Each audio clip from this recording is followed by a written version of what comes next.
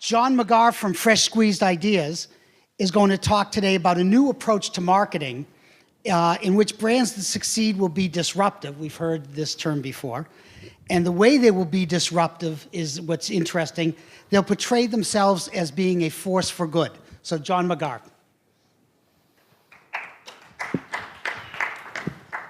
Thank you, everybody.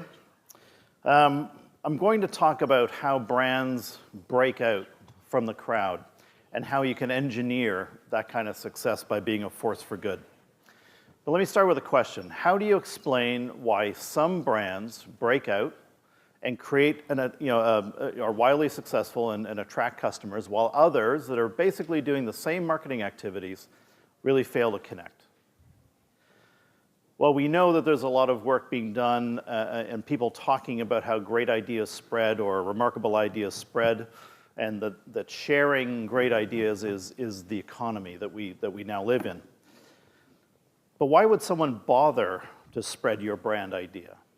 Why do they bother? So I'm going to give you some examples of some breakout brands that have spread very well. Here's Chipotle. It's not the most authentic burrito in the world, but it does solve a cultural tension around the anxieties that we have with our industrialized food system. It resolves a tension for people. Here's British Airways. When they realize that they're not in the transportation business, but they're in the reconnecting families business, they were able to appeal to people and become wildly successful and triple their market share to India and the Middle East.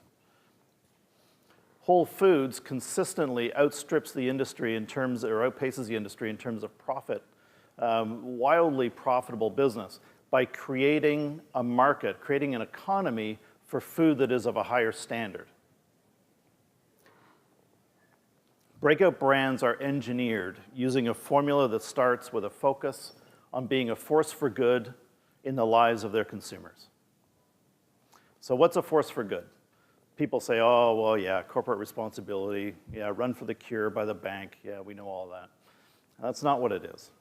And it's not about linking to something that's the latest trend. You're not a force for good by having a gluten-free SKU, right?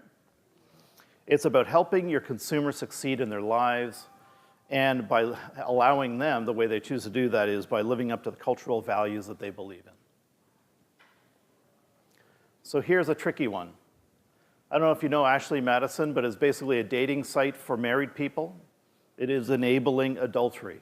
So is that a force for good? It's very easy to say, well, no, of course, that's immoral, it's terrible. But the interesting thing is this. If attitudes towards monogamy are changing in our society, and this is a way for married people to solve an emotional need that they have, but not break up their family, well, maybe that is a source for good. The important part is this, is that our culture is changing. The values that people have are changing. So here's a great example. Everyone loves the myth of America, right? It's about the self-made man.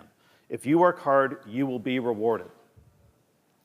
But in 2008, something happened. Okay, this is a sheriff clearing a house that has been repossessed during the economic crisis. What happened was the average person who did work hard was not being rewarded. The banks were being bailed out, and people were losing their homes. That's a betrayal of the American dream.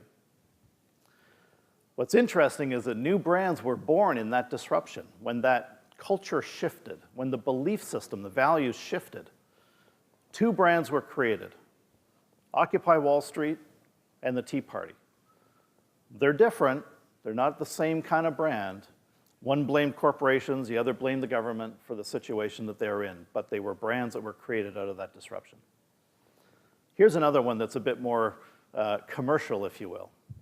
Prior to 2008, what was the top of pop culture? Vampires. Vampires are very interesting creatures. They have a lot of personal agency.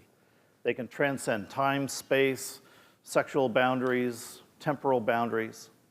But after 2008, what took over? Zombies. No personal agency. If you lost your house in the 2008 crisis, you might feel like you have no personal agency. Isn't it interesting how pop culture mirrored what went on in our economy.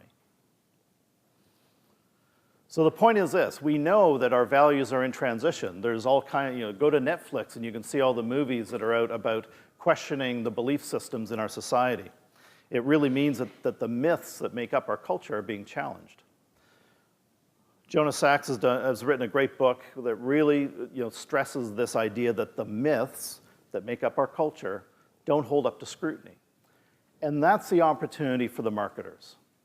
Fill in a new narrative. So here's our message. Every decision a consumer makes is a reflection of their values. The cars you drive, the food you eat, the clothes you wear, the shoes you wear, where you go on vacation is a reflection of your values. And brands are used to bring meaning to people's lives. That's pretty important. So therefore, it's every marketer's responsibility to be a force for good in those people's lives. Well, the question is, how do you do that? How do you be a force for good, and how do you manufacture that kind of strategy or engineer the strategy? 3 steps. Number 1 is have a little foresight. Have a point of view about how people's values are changing. We employ anthropologists in order to be able to study culture and understand how it's shifting. And importantly, we heard this morning about how things that were dominant are fading is also a critical part of that. Respect and intimacy, respect your consumer. Investigate them on their terms and get intimate with them in ways that they find useful, interesting, and worth sharing. And then use some frameworks to put it all together and help brands make decisions. So for foresight, we've created a thing called the culturalforceslab.com. You can get in and play. It's basically a sandbox for marketers. And you can understand some cultural forces. You can understand how some brands have activated on them and start to understand the link between brands, culture, and people. We conduct all kinds of workshops for clients where we'll focus in on a number of cultural forces and help drive their innovation programs or their marketing strategies or their communication programs. Respect and intimacy is all about, for us, being methodologically agnostic. We will need to use whatever kind of method is required to get at whatever kind of question is being investigated for our clients. Lots of social science work here, but even goes into idea markets, predictive markets, facial coding. It's quite a range. And finally, frameworks.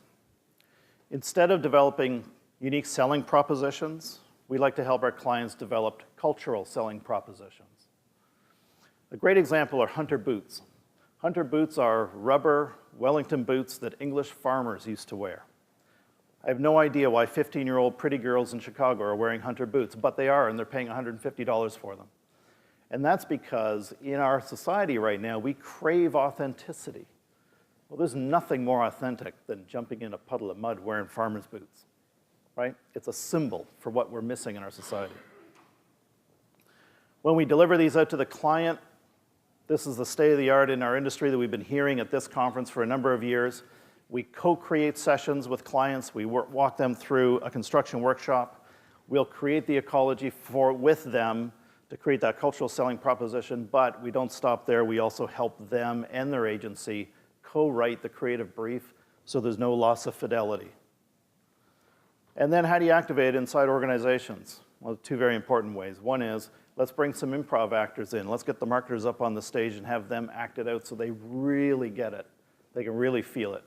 Or we'll create some videos. We'll hire some actors, go on set, and actually create a film about it. Whatever it takes to help people really absorb the ideas and the insights. It applies across all sectors, all markets, all kinds of clients, and it has business impact. We helped Nissan Micro become the #1 car in its class. We've doubled the business for EpiPen, and we've helped a small dairy co-op launch 3 new products, all of which are exceeding their expectations. They're not the biggest products in the grocery store, but they're exceeding their expectations in an industry that usually has an 80% failure rate on new products. So the message to the marketing community is, and to us as researchers, be a force for good. Any questions? Does anybody have any questions? John, it just so happens I have a question. Thank you. How much of a force for good can you be if you're selling something like toilet paper? Well, I would think pretty darn good. It really depends on what on what market you're going after. So I'll give you a cheeky example, not to be too punny. Why is it that whenever in an office setting you go into the stall and they have sandpaper instead of the nice cushy stuff that I have at home? If I were an employer, right, I might want to gravitate to a brand that treats my employees, like they were at home. So a brand of toilet paper could easily focus on office toilet paper as a channel and be, a force for good in that sector. Right? I don't know. Maybe it would have newspaper type written on it or something interesting. But here's another force for good in office copiers, copy paper. I was talking to the guy from Office Depot, and they have a separate division, and they started marketing Dunder Mifflin copy paper, right, from the TV show The Office. I thought that's a wonderful force for good. What does an office need more than anything is a little bloody humor, because God knows we're working our tails off, and a workplace can be a humorless place. That's a force for good. And they're making a killing, by the way, on copy paper. Anyways, thank you very much. Any other questions? Oh, thank you, John. Okay, my pleasure.